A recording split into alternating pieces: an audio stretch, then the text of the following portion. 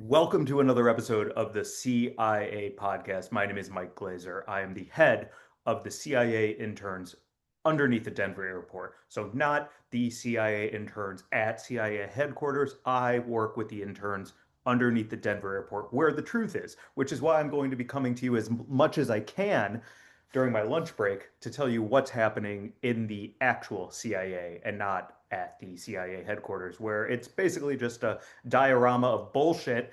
This is where the action happens, so listen to me, I'm the truth. Which is why I have to start this by saying, get it together, America. Get it together. Jeffrey Epstein was just a guy, okay? He was just a guy. He was a guy who went to Harvard, had friends. Those friends wanted a place to relax, so they went to an island and had a little bit of time for themselves. When you're a CEO or a billionaire or an insider trader or a warmonger, you need some time to get your head right, okay? It's a hard job. I don't know anyone who could do it except for the people who do it. It's a hard job. So they had to go to an island, hang out with people, put their toes in the sand, and maybe make new friends. And that's allowed. Everyone is allowed vacation days. In fact, some of you probably lie about how many vacation days you need. I'm not going to say that. What I am going to say is Jeffrey Epstein was just a dude who ran a nice resort on a private island. And so what if the people who worked there were attractive?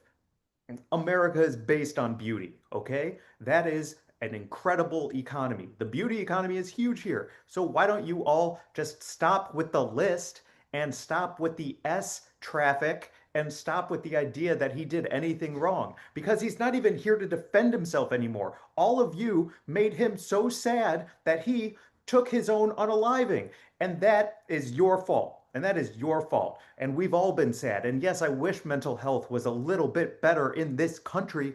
But as it is right now, too many older generations think therapy is a farce. And I wish that Jeff Epstein had gotten into therapy sooner. I wish that maybe we had seen what could be coming around the corner for him. And I wish that he was still around today. He was such a good human being.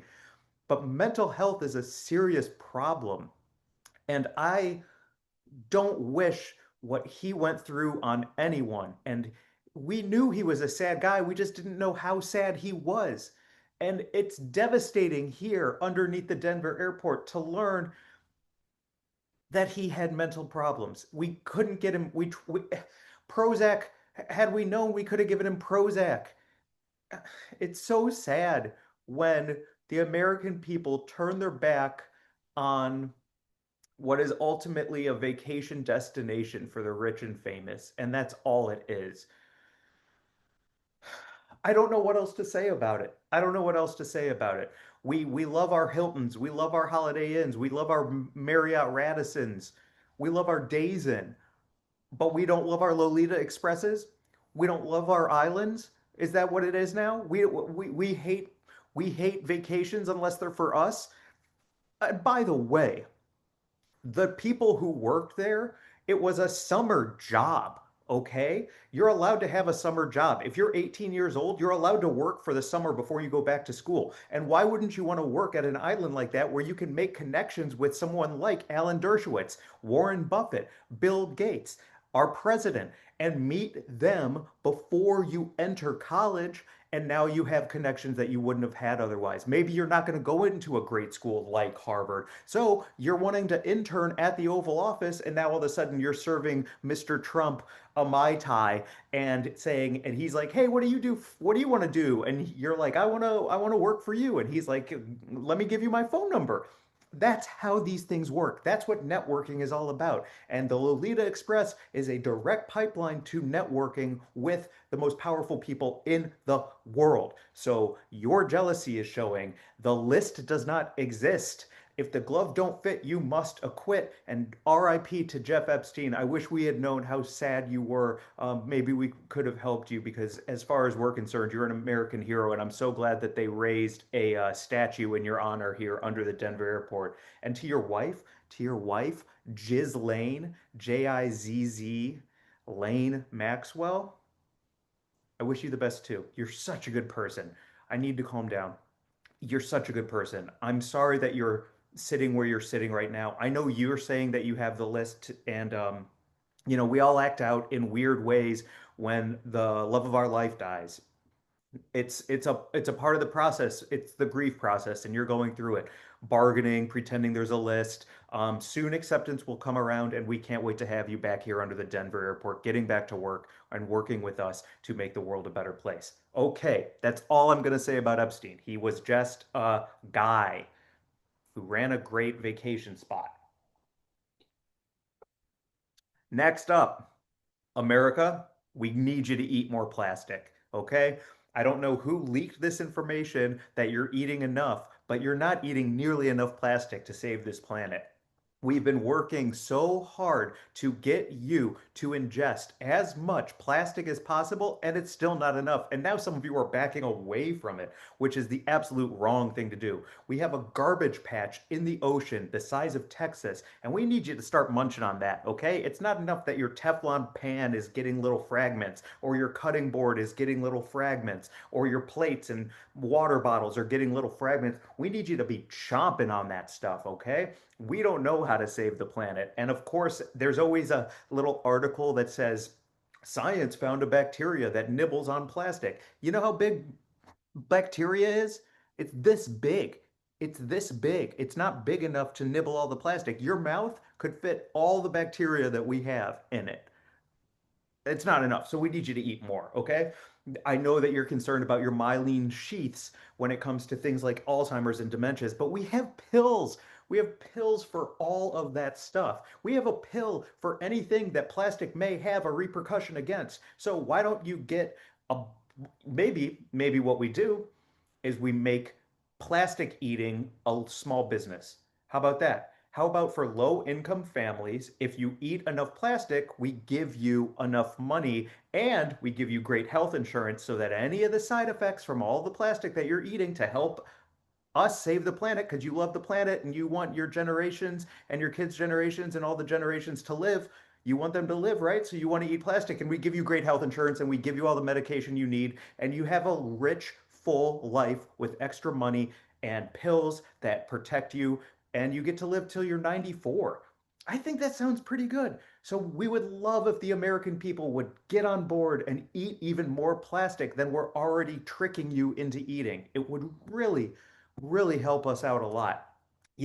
We talk to hotels and we're like, don't wash the sheets in the hotels ever, or, let's use super thin toilet paper, um, so that we don't kill as many trees. And, we're cutting all the corners we can, but really, if you really want to be an American hero, you'll chomp down on a little bit more of that good. Okay? Thank you so much for that. Also, I want to say, excuse me,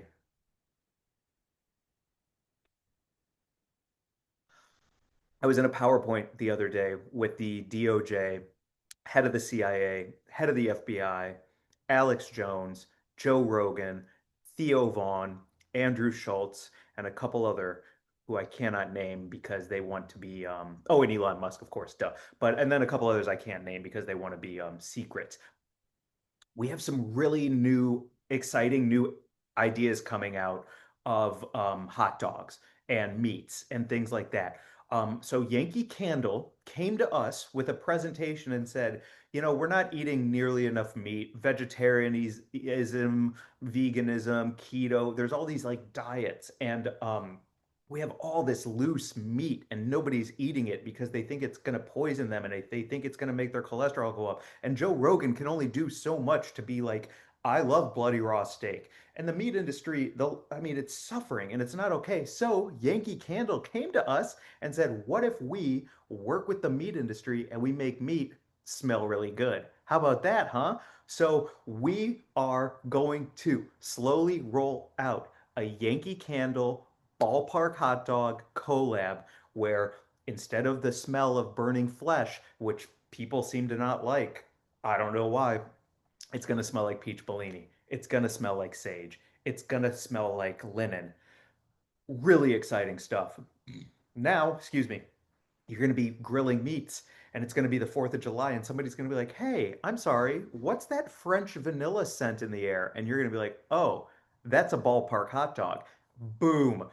Oh, it's going to be so good. We can't wait for things like that. Also, we're going to get and if that works out, we're going to hopefully, branch out to other types of meat that will smell like desirable things. Steak that smells like freshly popped popcorn. Salmon. Ooh, stinky, stinky, stinky, right? Salmon is so stinky. Like you use a cast iron pan and your whole place smells like salmon. Not anymore. Now, when you cook salmon and you put it in the cast iron, all of a sudden it's like, am I in a pine forest? Am I in a pine forest? It's going to be great. We can't wait. Yankee Candle, we're really excited for this stuff to come out, and thank you so much for that. I'm trying to think if there's anything. Oh, TSA update. I know you all like my TSA updates, so I'm going to give you one more TSA update.